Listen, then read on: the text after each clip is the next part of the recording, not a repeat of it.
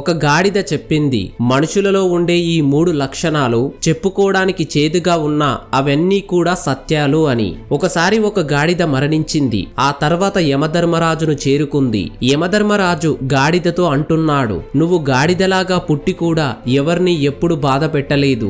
ఎంతో కష్టపడ్డావు. మీ యజమానికి విశ్వాసంగా ఉన్నావు. ఇంత విశ్వాసాన్ని మనుషులు కూడా చూపించలేరు. నువ్వు చేసిన పనులకు నేనెంతో సంతోషిస్తున్నాను. ఎవరైతే విశ్వాసంతో నీతి నిజాయితీతో ఉంటారో వారు నాకు చాలా ప్రియమైన వారవుతారు. నేను నీకు ఇంకొక అవకాశాన్ని ఇవ్వాలనుకుంటున్నాను. నేనిప్పుడు యోనిలోని సర్వశ్రేష్ఠ యోని అయిన మనిషి యోనిలోనికి నిన్ను పంపిస్తున్నాను. వెళ్ళు, భూలోకానికి వెళ్ళి భూలోకంలో ఉన్న ఆనందాలను అనుభవించు అని యమధర్మరాజు అన్నాడు. ఆ మాటలు విన్న గాడిద ముఖంలో కొంచెం కూడా సంతోషం కనిపించలేదు. అప్పుడు యమధర్మరాజు, నేను నీకు మంచి శరీరాన్ని ఇస్తానంటుంటే నీ ముఖంలో నాకు ఎటువంటి సంతోషం కనిపించడం లేదు అని అన్నాడు.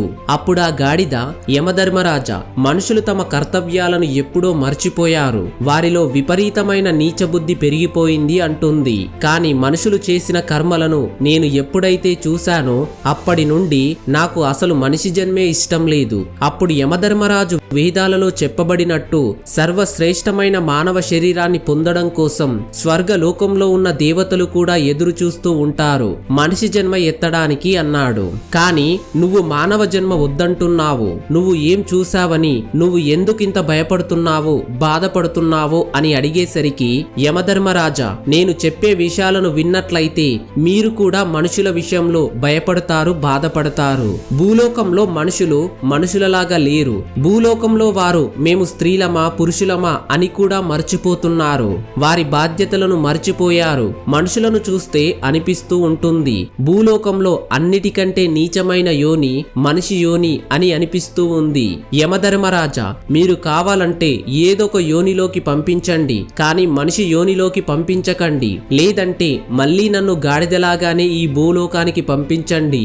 అంతేకాని ఈ మనిషి జన్మ మాత్రం నాకొద్దు. నువ్వు మనుషులు చేసే ఎటువంటి పనులు చూశావు? ఆ చెడ్డ పనులేమిటి? ఎందుకు నువ్వు మనిషిలా జన్మించడానికి ఇంత భయపడుతున్నావు, బాధపడుతున్నావు అని అడిగాడు. నువ్వు మనుషులు చేసే ఎటువంటి పనులు చూశావు? ఆ చెడ్డ పనులేమిటి? ఎందుకు నువ్వు మనిషిలా జన్మించడానికి ఇంత భయపడుతున్నావు, బాధపడుతున్నావు అని అడిగాడు యమధర్మరాజు. అప్పుడు ఆ గాడిద, యమధర్మరాజా, మీకు తెలుసుకోవాలని కోరిక ఉంటే నేను చెబుతాను వినండి. నేను చూసిన 3 విషయాలు చెబుతాను.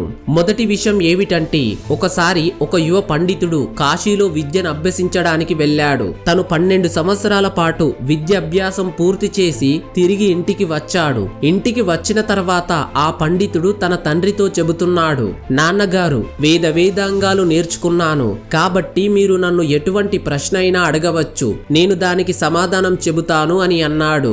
అప్పుడు ఆ యువ పండితుడిని తండ్రి అంటున్నాడు, నువ్వు అన్నీ చదువుకొని వచ్చానంటున్నావు కాబట్టి నేను నిన్ను ఒక ప్రశ్న అడుగుతాను, దానికి సమాధానం చెప్పు అని. పాపానికి తండ్రి ఎవరు అని అడిగాడు. అప్పుడు ఆ యువ పండితుడు ఆలోచనలో పడ్డాడు. పాపానికి తండ్రా? ఈ విషయాన్ని నేను ఏ పుస్తకంలోనూ చదవలేదు. అసలు ఈ విషయం ఏ పుస్తకంలోనూ లేదు అని ఆలోచనలో పడ్డాడు. ఎలాగైనా ఈ విషయం తెలుసుకోవడానికి ఆ యువ పండితుడు రాత్రంతా అనేక పుస్తకాలు చదివాడు. కానీ ఎన్ని పుస్తకాలు చదివినా సమాధానం దొరకలేదు. మరుసటి రోజు తన తండ్రి అడుగుతాడు, నీకు పాపానికి తండ్రి పేరే తెలియనప్పుడు నువ్వంత దూరం వెళ్లి ఏం చదువుకొని వచ్చావన్నాడు. తండ్రి మాటలు విన్న యువ పండితుడు, మీరు ఏమీ చింతించకండి, నేను ఎలాగైనా పాపానికి తండ్రి పేరేమిటో తెలుసుకొని వస్తానని మళ్ళీ ఆ యువ పండితుడు కాశీకి బయలుదేరాడు. దారిలో అతనికి చాలా దాహం వేసింది. ఒక నగరంలో తనకు ఒక ఇల్లు కనిపించింది. ఆ యువ పండితుడు అక్కడున్న వారి దగ్గరికి వెళ్లి, నేను చాలా దూరం నుంచి వస్తున్నాను, నాకు కొన్ని మంచినీళ్ళివ్వండి అని అడిగాడు. అప్పుడు ఒక స్త్రీ అతనికి కొన్ని మంచినీళ్ళనిచ్చింది. ఆ యువ పండితుడు ఆ మంచినీళ్లను తాగిన తర్వాత, ఇది ఎవరిల్లు, ఎవరు మీరు అని ఆమెను అడిగాడు. అప్పుడు ఆ స్త్రీ, మీరు ఈ నీళ్లు తాగకముందే ఈ ప్రశ్న అడగాల్సింది, ఇప్పుడు ఎందుకు అడుగుతున్నారు? కానీ చెబుతున్నాను వినండి, ఈ ఇల్లు ఒక వేశ్యది, నేనొక వేశ్యని అని చెప్పింది. అది విన్న యువ పండితుడు, నేను చాలా పెద్ద అపరాధం చేశాను, నేను ఒక వేశ్య ఇంట్లోని నీళ్లు తాగాను, నేను పాపానికి తండ్రి పేరు వెతుక్కుంటూ నేనింకా పాపాత్ముడిని అయ్యాననుకుంటూ ఉండగానే ఆ వేశ్య అంటుంది, ఇంతకీ మీరు ఎవరు, ఎక్కడికి వెళ్తున్నారు అని